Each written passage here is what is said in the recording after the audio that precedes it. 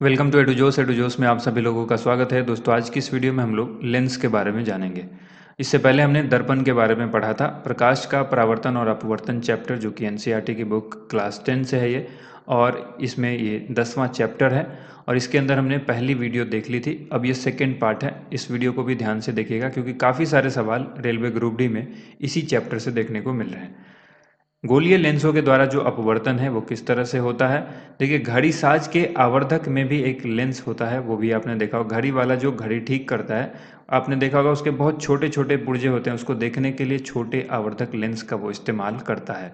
तो ये आवर्धक लेंस क्या है, लेंस कितने प्रकार के हैं, कौन कौन से लेंस हैं, हम सब आगे देखेंगे। तो यहाँ पर एक मार्क किया हुआ था, क्योंकि ये अध्ययन करेंगे इसके बारे में डिटेल में। यहाँ पर लिखा होता है, दो पृष्ठों से घिरा हुआ कोई पारदर्शी माध्यम जिसका एक या दोनों पृष्ठ गोलीय है, लेंस कहलाता है। लेंस की परिभाषा हो गई यहाँ पे। इसका मतलब ये है कि लेंस का कम से कम एक पृष्ठ जो है वो गोलीय होता ही है। ऐसे लेंस में दूसरा पृष्ठ समतल भी हो सकता है, लेकिन एक पृष्ठ जो है उसका गोलीय होगा। अब ऑप्शन में आपसे दे देगा कि लेंस के बारे में क्या सही नहीं है, और लेंस का कम से कम एक पृष्ठ गोलीय होता है। दूसरा देगा, दूसरा पृष्ठ समतल नहीं हो सकता है, जो बिल्कुल गलत है, समतल हो सकता है। तो इस तरह से जो ऑप्शन बेस्ड क्वेश्चन है वो उसमें इस तरह से सवाल आपसे पूछ सकता है। किसी लेंस में बाहर की ओर उभरे दो गोलीय पृष्ठ हो सकते हैं, ठीक है। ऐसे लेंस को द्विउत्तल लेंस कहते हैं। इसे केवल उत्तल लेंस भी कहा जा सकता है, ठीक है। यह किनारों की अपेक्षा बीच से मोटा होता है। ये जो उत्तल लेंस आप देख रहे हैं, किनारे में पतला होता है, दोनों साइड देखिए, किनारे में पतला है, बीच में आकर के ये मोटा है। तो इसको हम लोग उत्तल लेंस की पहचान, इसको आप याद रखिएगा। उत्तल लेंस जो है प्रकाश की किरणों को अभिसरित करता है, इसलिए उत्तल लेंस को अभिसारी लेंस कहते हैं। ये सवाल भी पूछा गया है। अभिसारी अपसारी में से एक सवाल एनसीईआरटी के इस बुक से, ये जो दो क्वेश्चन हमने आपको बताया, अभिसारी और अपसारी, इससे एक क्वेश्चन ग्रुप डी 2022 में अभी पूछा गया। 3-4 दिन एग्जाम हुआ है, इसी बीच में एक दिन यहाँ से पूछा गया है, ठीक है। तो इसी प्रकार से एक द्विअवतल लेंस के बारे में भी आप जान लीजिए। द्विअवतल लेंस अंदर की ओर वक्रित दो गोलीय पृष्ठों से घिरा होता है। यह बीच की अपेक्षा किनारों से मोटा होता है। किनारे में मोटा है, यहाँ पे आप देख रहे हैं किनारे में इसकी मोटाई है, और बीच में पतला होता है। एक ऐसे लेंस में जो प्रकाश किरणें हैं वो अपसरित होती हैं, यानी ये जो लेंस है प्रकाश की किरणों को अपसरित यानी फैलाता है, और ये अभिसरित जो होती है ये आकर एक जगह पर मिलती हैं, ठीक है। तो ये आपको ध्यान रखना है। तो अभिसरित करेगा तो अभिसारी लेंस होगा, अपसारी तब होगा जब अपसरित करेगा यानी फैलाएगा। तो ये फैला रहा है, ठीक है। तो द्विअवतल लेंस प्रायः अवतल लेंस भी कहलाते हैं, और इनको हम लोग अपसारी लेंस कहते हैं। अवतल है अपसारी याद रखिएगा, उत्तल है अभिसारी याद रखिएगा। नेक्स्ट जो है क्वेश्चन आपसे जहाँ पर पूछा जाता है उसको ध्यान रखना है, ठीक है। आगे की जो चीज़ें हैं वो हम लोग इमेज के माध्यम से भी देखेंगे। और सबसे पहले ये इम्पोर्टेंट लाइन यहाँ पर जो हमने ग्रीन किया हुआ है, एक एक लाइन इम्पोर्टेंट है, इसको आप बिल्कुल घोल करके पी जाइए। किसी लेंस में चाहे वो उत्तल हो अथवा अवतल, दो गोलीय पृष्ठ होते हैं। इनमें से प्रत्येक पृष्ठ एक गोले का भाग होता है। इन गोलों के केंद्र लेंस के वक्रता केंद्र कहलाते हैं। वक्रता केंद्र क्या होगा, गोले का जो केंद्र है वो वक्रता केंद्र कहलाएगा। लेंस का वक्रता केंद्र प्रायः अक्षर C के द्वारा निरूपित होता है। क्योंकि लेंस के दो वक्रता केंद्र है, इसीलिए हम लोग उसको C1 और C2 से डिनोट करते हैं, निरूपित करते हैं। किसी लेंस के दोनों वक्रता केंद्र से गुजरने वाली एक काल्पनिक रेखा जो इस दोनों से गुजरेगी उसको हम लोग क्या कहेंगे, मुख्य अक्ष कहेंगे, ठीक है। लेंस की केंद्रीय बिंदु इसका प्रकाशिक केंद्र कहलाता है। इसको हम लोग O से डिनोट करते हैं, जो प्रकाशिक बिंदु है, ठीक है, प्रकाशीय केंद्र, वो हम लोग O से डिनोट करते हैं। लेंस के प्रकाशिक केंद्र से गुजरने वाली प्रकाश किरण बिना किसी विचलन के निर्गत होती है। गोलीय लेंस की वृत्ताकार रूपरेखा का प्रभावी व्यास इसका द्वारक यानी अपर्चर कहलाता है। इतनी चीज़ें आपको याद रखनी है। इसके बाद देखिए, इसी पर बेस्ड आपके जितने भी सवाल आगे बनेंगे वो इसी पर बनेंगे, क्योंकि आपको मालूम ही नहीं होगा कि C1 क्या है, O क्या है, C2 क्या होता है, F क्या होता है, ठीक है। ये आपको मालूम होना चाहिए, तो इसको आपको याद रखना है। अब आगे कुछ क्रियाकलाप है, उसको छोड़ते हुए हम आगे बढ़ेंगे, जो हमारे लिए इंपॉर्टेंट है उन चीज़ों को हम लोग यहाँ पर देखेंगे। मुख्य फोकस देखिए, मुख्य फोकस क्या होता है, मुख्य अक्ष पर यह बिंदु अवतल लेंस का मुख्य फोकस कहलाता है। ये जो क्रियाकलाप में दिया गया है, ठीक है। अवतल लेंस पर मुख्य अक्ष के समांतर प्रकाश की अनेक किरणें आपतित हो रही हैं। ये किरणें लेंस से अपवर्तन के पश्चात मुख्य अक्ष पर एक बिंदु से अपसरित होती प्रतीत होती है। मुख्य अक्ष पर यह बिंदु अवतल लेंस का मुख्य फोकस कहलाता है। अब देखिए, यदि आप किसी लेंस के विपरीत पृष्ठ के समांतर किरणों को गुजरने देंगे तो आपको पहले से विपरीत दिशा में दूसरा मुख्य फोकस प्राप्त होगा। मुख्य फोकस को हम लोग प्रायः F अक्षर से डिनोट करते हैं। किसी लेंस में दो मुख्य फोकस होते हैं, इसमें हम लोग इसको F1 और F2, जैसे हम लोग C1 और C2 कहा था उसी तरह से इसको डिनोट करते हैं। किसी लेंस के मुख्य फोकस की प्रकाशिक केंद्र से दूरी फोकस दूरी कहलाती है। प्रकाशिक केंद्र यानी O से उस फोकस की दूरी जो है वो फोकस दूरी कहलाती है। मुख्य फोकस की जो दूरी होगी वो क्या कहलाएगी? फोकस दूरी कहलाएगी। इसके बाद देखिए आगे यहाँ पर है फोकस दूरी को हम लोग F के द्वारा, स्मॉल f के द्वारा डिनोट करते हैं। इतना आपको याद रखना है। अब आइए लेंसों के द्वारा बने प्रतिबिंब, किस तरह से प्रतिबिंब बनते हैं वो हम लोग देखेंगे, जो अक्सर सवाल में पूछा जा रहा है। अभी जो एग्ज़ाम चल रहे हैं ग्रुप डी का, इसमें यहाँ पर से पूछा जा रहा है। इन चार्ट को आपको याद रखना अच्छी तरह से। ये चार्ट है पूरा, जैसे कि हमने उत्तल दर्पण उत्तल लेंस में अवतल दर्पण में पढ़ा था, उसी तरह से यहाँ पर आपको याद रखना है कि ये उत्तल लेंस के द्वारा बने प्रतिबिंब की प्रकृति, स्थिति और उसका आपेक्षिक साइज है।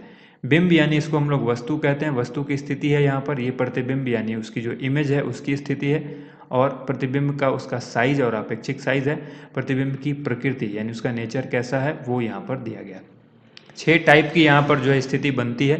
पहला अनंत पर, जब वस्तु अनंत पर होगी तो फोकस F2 पर उसकी प्रतिबिंब बनेगी। अत्यधिक छोटा और बिंदु आकार का बनेगा, वास्तविक तथा उल्टा बनेगा।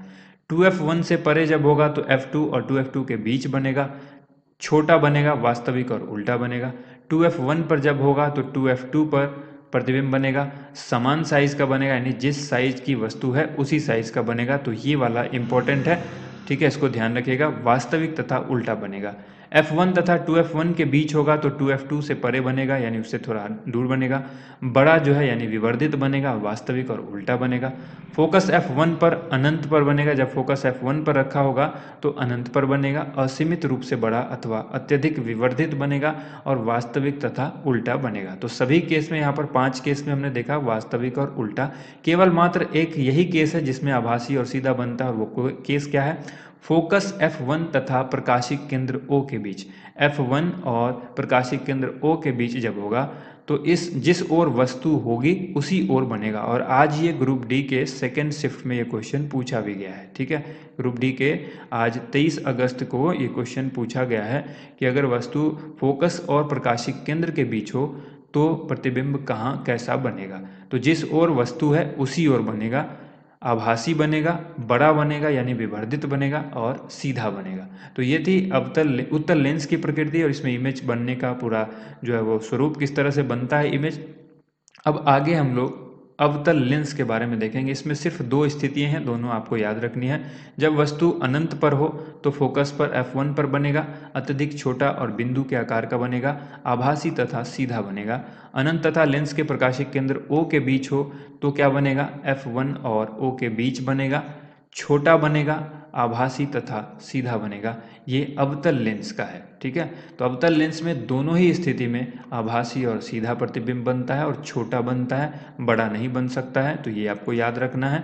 और यहाँ पर लिखा हुआ भी है, अवतल लेंस सदैव एक आभासी, सीधा तथा छोटा प्रतिबिंब बनाएगा, चाहे बिंब की स्थिति कहीं पर भी स्थित हो। अब हम लोग आगे बढ़ते हैं। देखिए, किरण आरेख के उपयोग के द्वारा लेंस के प्रतिबिंब का बनना, ठीक है। यहाँ पर देखिए, ये उत्तल लेंस है, ये अवतल लेंस है। F1 F2 आप इमेज के थ्रू देख सकते हैं। ये प्रकाशिक केंद्र है O, ठीक है। इसमें क्या है, जब यहाँ पर प्रकाश आ रही है तो उत्तल लेंस में ये यहाँ से गुजरती है, और अवतल लेंस में जब प्रकाश आती है तो ये यहाँ से ऐसे घूम जाती है, ठीक है। और इसके बैक साइड में आपको दिखेगा ये इसका फोकस है, ठीक है। तो ये आपको याद रखना है। अवतल लेंस और उत्तल लेंस में मुख्य फोकस से गुजरती है। ये दर्शाए गए चित्र के अनुसार से जो है ये दिखा गया है कि बिंब से मुख्य अक्ष के समांतर आने वाली कोई प्रकाश की किरण उत्तल लेंस से जो है अनुसार लेंस के दूसरी ओर मुख्य फोकस से गुजरती है। यहाँ पर इसको मुख्य फोकस होगा, और जो दूसरा है दूसरी स्थिति में दर्शाए गए अनुसार उसी ओर स्थित मुख्य फोकस से अपसरित हो जाती है यहाँ से, ठीक है। अब देखिए यहाँ पर मुख्य फोकस से गुजरने वाली प्रकाश की किरण उत्तल लेंस से अपवर्तन के पश्चात मुख्य अक्ष के समांतर निर्गत होगी। तो ये कई स्थितियां हैं, 2-3 स्थितियां जिसको यहाँ पर हमने मार्क किया है, आप इसको अच्छी तरह से पढ़ेंगे। अवतल लेंस के मुख्य फोकस पर मिलती प्रतीत होने वाली प्रकाश किरण अपवर्तन के बाद मुख्य अक्ष के समांतर निर्गत होती है। अवतल लेंस के बाद यहाँ देखिए यहाँ से आई और ये मुख्य अक्ष ये है, ये क्या है, मुख्य अक्ष है और इसके समांतर ये प्रतीत हो रही है। ठीक है, इसमें भी यहाँ पर जो आती है ये मुख्य अक्ष से समांतर में प्रतीत होती है। तो ये चीज़ें अलग अलग दी गई हैं। तीसरा है लेंस के प्रकाशिक केंद्र के बारे में। लेंस के प्रकाशिक केंद्र से गुजरने वाली जो प्रकाश यानी प्रकाश जब की किरणें जब गुजरती हैं तो उत्तल और अवतल लेंस में कैसे कैसे गुजरेंगी और क्या हो सकता है वो यहाँ पे लिखा है। लेंस के प्रकाशिक केंद्र यानी O से जब गुजरेगी कोई प्रकाश की किरण तो अपवर्तन के पश्चात बिना किसी विचलन के निर्गत होती है। ध्यान रखिएगा, ये अगली इमेज में आप इसको देखेंगे। देखिए जब यहाँ O से गुजरती है तो कोई विचलन नहीं होता है, डायरेक्ट गुजर जाती है। ठीक है, डायरेक्ट गुजर जाती है दोनों में। ठीक है, दोनों में ही डायरेक्ट गुजर जाती है, कोई विचलन यानी वो ऐसे नहीं हो रही है, वो ऐसे नहीं हो रही है, वो ऐसे नहीं हो रही है। इस चीज़ को ध्यान रखिएगा, बिना किसी विचलन के डायरेक्ट सेंटर से O से प्रकाशिक केंद्र जो है वहाँ से गुजर जाती है, चाहे वो उत्तल हो या अवतल हो। तो ये स्थितियाँ आपको याद रखनी है क्योंकि यहाँ से भी आपको सवाल देखने को मिलेगा।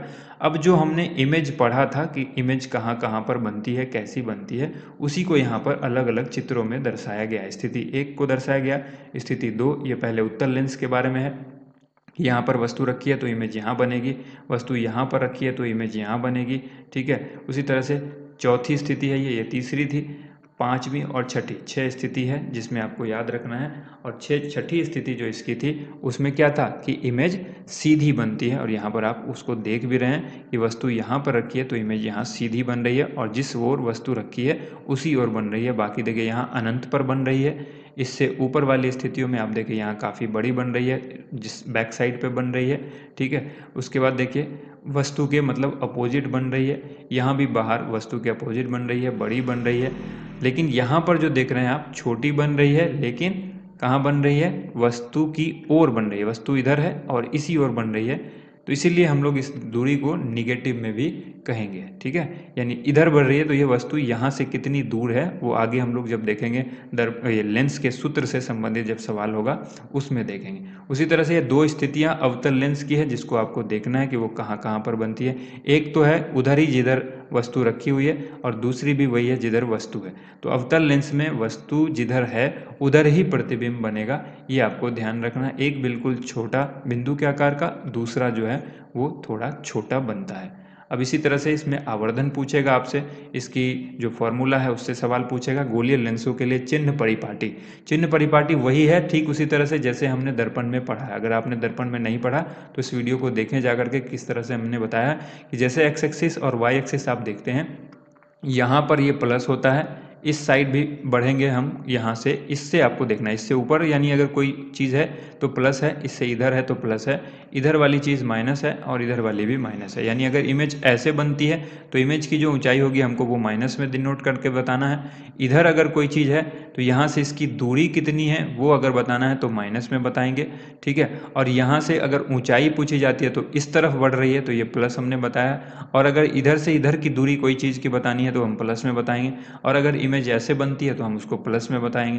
तो ये चीज़ आपको हम पहले ही बता चुके हैं और वही यहाँ पर है। परिपाटी के अनुसार उत्तल लेंस की फोकस दूरी धनात्मक होती है, ये बहुत इंपॉर्टेंट है। उत्तल लेंस की फोकस दूरी धनात्मक होती है, पॉजिटिव होती है। ठीक है, और अवतल लेंस की फोकस दूरी ऋणात्मक होती है। आपको U, V और F बिंब की ऊंचाई h तथा प्रतिबिंब की ऊंचाई h1 या h डैश आप कहें, इसके मान में उचित चिन्हों का चयन करने में सावधानी रखनी होगी ताकि गलत ना हो। क्वेश्चन जो आपसे पूछेगा न्यूमेरिकल इसी पर आधारित होगा और इसी की वजह से गलत होता है। लेंस सूत्र तथा आवर्धन यहीं पर हम देखेंगे। लेंस सूत्र क्या है, 1/v माइनस 1/u बराबर 1/f। इससे पहले हमने दर्पण सूत्र पढ़ा था, अब यहाँ पर आपको लेंस सूत्र के बारे में याद रखना है। इसमें जो बिंब की दूरी यानी वस्तु की दूरी है वो u से डिनोट होती है, प्रतिबिंब की दूरी जो है वो v से डिनोट होती है ठीक उसी तरह से, और f जो है वो क्या है, फोकस दूरी के बीच, f जो है वो फोकस दूरी है और तीनों के बीच जो संबंध है वो 1/v minus 1/u is equal to 1/f। इसको आप इस तरह से भी कह सकते हैं कि 1/v is equal to 1/u plus 1/f। ये भी आप इसको कर सकते, क्योंकि ये वाला जो पार्ट है इसको आप उधर ले जाएंगे प्लस हो जाएगा, 1/v बच जाएगा आपके पास। तो फॉर्मूले में चेंजेस आप कर सकते हैं जैसे भी करना चाहें, लेकिन चिन्ह को ध्यान में रखते हुए। अब आगे देखिए आवर्धन। आवर्धन क्या होता है? आवर्धन को हम लोग m से डिनोट करते हैं। आवर्धन क्षमता आपसे पूछेगा। ऊंचाई जो हो गई वो h तो बता ही दिया, दूसरे लेंस के द्वारा बनाए गए प्रतिबिंब की ऊंचाई h1 हो जाएगी यानी h डैश। तो लेंस द्वारा उत्पन्न आवर्धन जो है वो क्या होगा? प्रतिबिंब की ऊंचाई बटा बिंब की ऊंचाई, ये आवर्धन होता है। इसी को हम लोग h डैश और h से डिनोट करते हैं, ठीक है। तो h डैश बाई h जो हो जाएगा ये m इज इक्वल टू, ये आपको फॉर्मूला याद रखना है आवर्धन का। इसी के अलावा आपको ये भी याद रखना है कि लेंस के द्वारा उत्पन्न आवर्धन बिंब दूरी u तथा प्रतिबिंब दूरी v से भी संबंधित है, और इसको हम लोग इसी तरह से v/u लिख देते हैं। m इज इक्वल टू क्या हो जाएगा? v/u। ये भी एक संबंध है जिसको आपको याद रखना है, और यही आपको काम आएगा आवर्धन निकालने में। ठीक उसी तरह से न्यूमेरिकल देख लेते हैं, जैसे कि हमने पिछले चैप्टर में देखा था। किसी अवतल लेंस की फोकस दूरी 15 सेंटीमीटर दी गई है। बिंब को लेंस से दूरी कितनी दूर पर रखेंगे? किसके द्वारा बिंब का लेंस से 10 सेंटीमीटर दूरी पर एक प्रतिबिंब बने। लेंस के द्वारा उत्पन्न आवर्धन भी आपको ज्ञात करना है। दर्पण क्या है? लेंस कौन सा है? अवतल लेंस है, ध्यान रखिएगा, अवतल लेंस है। अवतल लेंस में आपको पता है कि हमेशा आभासी और सीधा प्रतिबिंब बनेगा, और उसी ओर बनेगा जिस ओर वस्तु रखी है। यहाँ पर हमने इमेज भी बनाया हुआ है, इसी ओर बनेगा जिस ओर वस्तु रखी है। तो वस्तु यहाँ रखी है, प्रतिबिंब भी यहाँ पे बना है, इसी ओर बना है, यानी जो लेंस है इसी साइड, जो जिस साइड वस्तु रखी है उसी साइड बना है। तो इसकी दूरी हम लोग अगर बात करें, यहाँ से हम लोग दूरी डिनोट करते हैं, यानी ये जो जीरो ओ है, ओ से हम लोग यहाँ कितने दूर है ये देखते हैं, ओ से ये वस्तु कितनी दूर है ये देखते हैं, और दोनों ही दूरी क्या होगी? माइनस में होगी, क्योंकि चिन्ह आपको हमने बताया हुआ है कि इस चिन्ह से, इस सेंटर से इधर जो भी जाएगा उसकी दूरी अगर हमको बतानी है तो फिर वो किस तरह से होगी? माइनस में होगी। तो इसीलिए प्रतिबिंब की दूरी जो है वो -10 सेंटीमीटर दी हुई है। फोकस दूरी भी आपको दी हुई है, ये भी माइनस में होगी, -15 सेंटीमीटर है। u आपको पता नहीं है, ठीक है। u यानी वस्तु की दूरी आपको पता नहीं है। यहाँ से लेकर के यहाँ तक की जो दूरी है ये आपको ज्ञात करना है, और यही पूछा है, ठीक है। तो इसको ध्यान से देखिए, यहाँ पर जो है 1/v - 1/u is equal to 1/f formula हम अप्लाई करेंगे, और उसको हम लोग इस तरह से भी लिख सकते हैं कि 1/u is equal to 1/v - f। तो ये 1/u वाले पार्ट को इधर ले आए हैं, और 1/f वाले पार्ट को जो है इधर ही रहने दिया है। तो ये प्लस हो गया है, और 1/u हमको मिल गया है। तो 1/u इज इक्वल टू क्या हो जाएगा? 1/v - 1/f, ठीक है। ये वाला पार्ट जो है इसको इधर ले आए हैं और इसको इधर ले आए हैं। देखिए 1/v - 1/u is equal to 1/f हुआ। तो अगर हमको 1/u निकालना है तो इसको अगर हम इधर लें और इसको इधर लें तो ये इधर आएगा, तो क्या होगा? 1/v - 1/f, और ये प्लस माइनस वाला इधर जाएगा तो क्या होगा? 1/u। तो 1/u इज इक्वल टू हमको 1/v - 1/f प्राप्त हो गया। इसी में हम लोग वैल्यू पुट कर देंगे जो हमको वैल्यू मिली थी। इस वैल्यू को पुट करने के बाद हमारे पास आंसर आता है u इज इक्वल टू -30। तो u भी -30 आता है। तो u -30 आ रहा है, इसका मतलब क्या है? प्रतिबिंब की जो दूरी है वो 30 सेंटीमीटर, लेकिन किस ओर? जिधर प्रतिबिंब है उसी ओर वस्तु भी है, तो 30 सेंटीमीटर हमको मिल गया। अब आवर्धन हमको निकालना है, तो आवर्धन इज इक्वल टू हमने पढ़ा m is equal to v/u, क्योंकि हमको दोनों वैल्यू पता है। v की वैल्यू हमारे पास कितनी है? 10 सेंटीमीटर है, और अभी हमने निकाला u -30 सेंटीमीटर, तो ये भी हम इसमें लिख देंगे -30। ये माइनस जो है वो कैंसिल हो जाएगा, 1/3 हमको मिला। तो 1/3 क्या मिला? प्लस में मिला। तो प्लस में 1/3 अगर मिला तो इसको हम कहेंगे क्या? +0.33। अगर 3 से इसमें भाग देंगे 33 आता ही चलेगा, तो 0.33 प्लस, यानी धनात्मक चिन्ह जो है आवर्धन का, धनात्मक चिन्ह ये दर्शाता है कि प्रतिबिंब सीधा होगा, आभासी होगा, और प्रतिबिंब का साइज यहाँ पर क्या हुआ है? 0.33 गुना हुआ है, यानी 1/3 हुआ है, ठीक है। अगर कोई वस्तु जो है वो 9 सेंटीमीटर की होगी तो उसकी इमेज जो है इस अकॉर्डिंग कितनी हो जाएगी? 9/3 यानी 3 सेंटीमीटर हो जाएगी, 1/3 हो जाएगी। तो यहाँ पर आपको पता लग गया सब चीज़। अब देखिए इसी तरह से दूसरा क्वेश्चन है अवतल लेंस का, आप इसको उत्तल लेंस का, जिसको आप सॉल्व करने का प्रयास कीजिएगा। यहाँ पर इसको ये हल भी किया हुआ है, आप एनसीईआरटी की बुक में देख सकते हैं किस तरह से किया गया है। अब आगे है लेंस की क्षमता। लेंस की क्षमता से भी सवाल पूछा जा रहा है, लगातार पूछा जा रहा है यहाँ पर इंपॉर्टेंट लाइन आपको याद रखनी है, किसी लेंस के द्वारा प्रकाश किरणों को अभिसरण या अपसरण करने की मात्रा यानी डिग्री को उसकी क्षमता के रूप में व्यक्त किया जाता है। इसे अक्षर P के द्वारा निरूपित किया जाता है। और किसी f फोकस दूरी के लेंस की क्षमता क्या होगी, जो हम P से डिनोट करते हैं, तो हमको पता चला कि P is equal to 1/f, ये इसका जो है क्या है, लेंस की क्षमता है। तो लेंस की क्षमता P इज इक्वल टू यानी पावर ऑफ लेंस, P जो है power of lens, P is equal to 1/f। f क्या है, फोकस दूरी, ठीक है। लेंस की क्षमता का SI मात्रक क्या है, डायोप्टर है, और इसको हम लोग D से डिनोट करते हैं। ये भी ग्रुप डी में अभी पूछा गया है। इसके बाद देखिए, f को मीटर में व्यक्त करें तो क्षमता को डायोप्टर में व्यक्त किया जा सकता है। f अगर आपको मीटर में दिया हुआ है तो आप डायोप्टर में डायरेक्ट उसकी क्षमता निकाल सकते हैं। अगर f आपको मीटर में नहीं दिया है तो पहले आपको मीटर में कन्वर्ट करना होगा, ठीक है। तो एक डायोप्टर अगर किसी लेंस की क्षमता है तो उसकी फोकस दूरी 1 मीटर होगी, ये आपको ध्यान रखना है। आप नोट कर सकते हैं कि उत्तल लेंस की क्षमता धनात्मक होती है और अवतल लेंस की जो क्षमता है वो ऋणात्मक होती है। इसका कारण क्या है, क्यों होती है ऋणात्मक और धनात्मक? देखिए, हमने पहले भी देखा कि उत्तल लेंस की जो फोकस दूरी है, जितनी भी इमेज बनी या उत्तल लेंस की फोकस दूरी जो हम देख रहे हैं वो धनात्मक होती है। उत्तल लेंस की फोकस दूरी धनात्मक होती है, इसीलिए उत्तल लेंस की जो क्षमता है वो धनात्मक होगी। और अवतल लेंस की फोकस दूरी यानी ये जो फोकस दूरी है ये ऋणात्मक होती है, इसीलिए इसकी जो क्षमता होगी वो ऋणात्मक होगी। तो अगर आपके सामने आ जाए कि उत्तल लेंस की क्षमता जो अगर दी हुई है तो आप बता सकते हैं कि वो क्या होगी, फोकस दूरी उसकी। और अगर अवतल लेंस की फोकस दूरी दी हो तो आपसे पूछा जाए कि उसकी जो लेंस की क्षमता है वो ऋणात्मक होगी कि धनात्मक होगी, और अगर लेंस की क्षमता आपको धनात्मक या ऋणात्मक दी हुई है तो भी आप बता सकते हैं कि वो कौन सा लेंस होगा, ठीक है। अब आगे देखिए, आगे यहाँ दिया गया, चश्मा बनाने वाले जब संशोधित लेंस निर्धारित करते हैं तो उनकी क्षमता का उल्लेख करते हैं। मान लीजिए निर्धारित लेंस की क्षमता 2 डायोप्टर है। अब 2 डायोप्टर दिया गया है तो अगर आपसे पूछे कि इसमें फोकस दूरी कितनी होगी, और -2.5 डायोप्टर दिया गया है तो इसमें पूछे आपसे कि इसकी फोकस दूरी कितनी होगी लेंस की, बताइए। तो देखिए, अगर 2 डायोप्टर है तो हमको पहले ही पता लग गया कि प्लस में दिया गया है, तो ये प्लस में दिया गया, इसका मतलब ये धनात्मक है, और धनात्मक है तो उत्तल लेंस है, ठीक है। तो उत्तल लेंस है, इसलिए P is equal to 1/f का फॉर्मूला लगाते हुए +2 हम करेंगे, +2 को 1/f किया, इसको हम देखेंगे तो इसको एक कोना कोनी अगर आप इसको ऐसे गुना करेंगे तो 2 into f 2f is equal to 1 हो जाता है। f is equal to half यानी 0.5 मीटर। तो ये हमको उत्तल लेंस से पता लग गया, 0.5 मीटर इसकी है।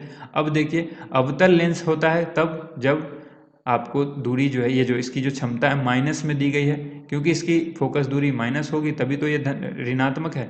तो अब यहाँ पर P is equal to 1/f फिर से लगाएंगे, पावर हमको -2.5 दिया हुआ था, इज इक्वल टू 1/f हो जाएगा, ठीक है। P is equal to 1/f इस फॉर्मूले से। अब यहाँ पर f इज इक्वल टू हमको क्या नहीं मिलेगा, f इज इक्वल टू मिलेगा 1/2.5, ये माइनस ही रहेगा क्योंकि ये माइनस के साथ नीचे आएगा और ये f ऊपर चला गया उधर। अब यहाँ पर 1/2.5 हो गया, इसको जब हम करेंगे तो क्या आएगा, 1/2.5 इज इक्वल टू क्या होगा, 0.4 होगा, ठीक है, सॉरी 0.4। तो 0.4 जो है 0.4, और ये क्या होगा, निगेटिव में होगा। तो यहाँ पर ये हमको प्राप्त हुआ, और ये जो है अवतल लेंस है, ठीक है। क्या है ये, अवतल लेंस है, इसलिए क्योंकि इसका फोकस दूरी हमको निगेटिव मिला, और सबसे पहले हमको लेंस की क्षमता ही जो हमको पता लगी, ये क्या है, प्लस में थी तो उत्तल लेंस था, और माइनस में थी तो अवतल लेंस था। तो इस तरह से अगर आपको आवर्धन क्षमता भी दी हो तो आप फोकस दूरी निकाल सकते हैं, लेकिन ध्यान रहे कि वो मीटर में होनी चाहिए। अगर मीटर में नहीं है तो उसको मीटर में कन्वर्ट करना होगा। बाकी के यहाँ पर कुछ अभ्यास प्रश्न वगैरह हैं, ये आप देखिएगा, एनसीईआरटी की बुक में होता है। इसके अलावा कुछ जो क्वेश्चन है उसके आंसर्स भी दिए होते हैं, तो वो भी आप देखिएगा।